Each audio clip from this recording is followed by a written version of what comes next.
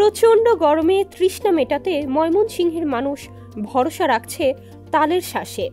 শহর থেকে গ্রাম, হাটবাজার, রাস্তার মোড় কিংবা বাসস্ট্যান্ড সবখানেই চোখে পড়ছে তাল কাটার দৃশ্য।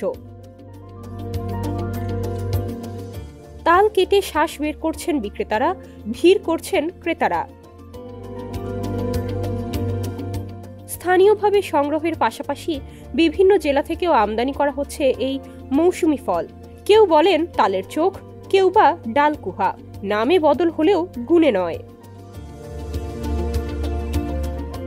কথা হলো বিক্রেতা শোয়েব মিয়ার সঙ্গে।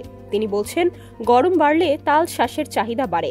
এবার বেশি বিক্রি হচ্ছে, এক একটা তাল 10 থেকে 15 টাকায় বিক্রি করছি। তালের শ্বাসে নেই কোনো ফরমালিন, এটাই বাড়তি আস্থা। ক্রেতারা বলছেন এটা একেবারে প্রাকৃতিক, ঠান্ডা ও সুস্বাদু, পরিবারে সবাই খায়।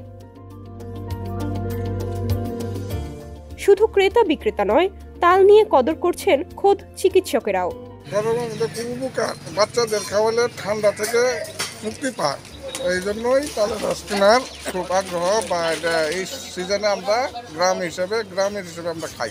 নির্ভেজাল খাবার এই গরমের মধ্যে খাইলে খুব উপকার হয় এবং শরীর ঠান্ডা হয়, তাই আমরা সকলে তালের আঁশ খাইতেছি। খাইতে খুব সুস্বাদু, গরমের মধ্যে খাইলে শরীর ঠান্ডা হয় এবং এটা আল্লাহর একটা প্রাকৃতিক ফল।